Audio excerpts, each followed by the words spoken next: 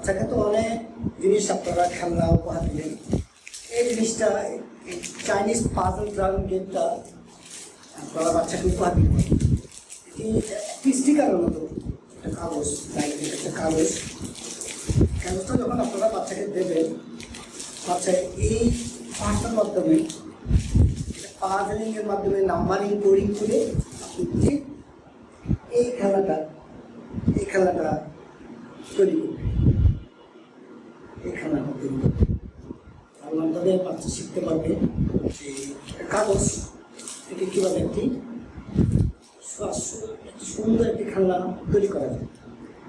চায়নাতে আসলে মূলত বেশিরভাগ বাবা মা তাদের ছেলে মেয়েদেরকে এই ধরনের স্টিকার টাইপের কার্টুনগুলো উপহার দেয়। তারা খুব কমই রেডিমেড খেলনাগুলো উপহার দেয়, যে জাস্ট বাজার থেকে একটা খেলনা নিয়ে আসলো, এটা বাচ্চাকে দিল, বাচ্চা ব্যাটারি বা রিমোট দিয়ে এই খেলনাটা প্লে করে আনন্দ করল।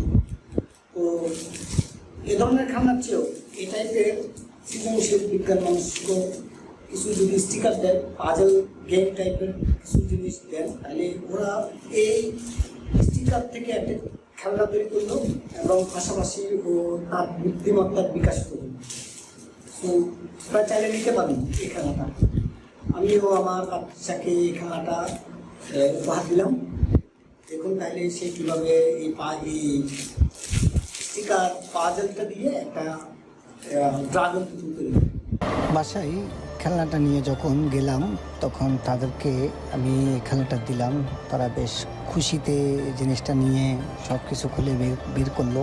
সাথে আমি তাদেরকে একটা ইনস্ট্রাকশন ভিডিও দেখালাম। এই ভিডিওটা যেখানে পাবেন ওইখানে স্টিকারে একটা কিউআর কোড আছে, ওই কিউআর কোডটা স্ক্যান করলে এই ভিডিওটা আপনি পেয়ে যাবেন।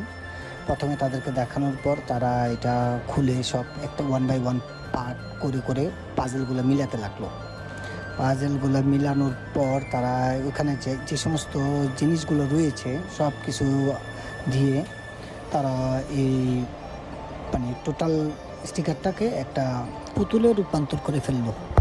তো তাদের সর্বোচ্চ এটা 28 মিনিট মতো সময় লেগেছিল এই পুরা কার্টুনটা, এই পুতুলটা তৈরি করতে আর কি। তো আপনারা চাইলে অর্ডার দিতে পারেন আমাদের পেজে বা ইনবক্স করুন।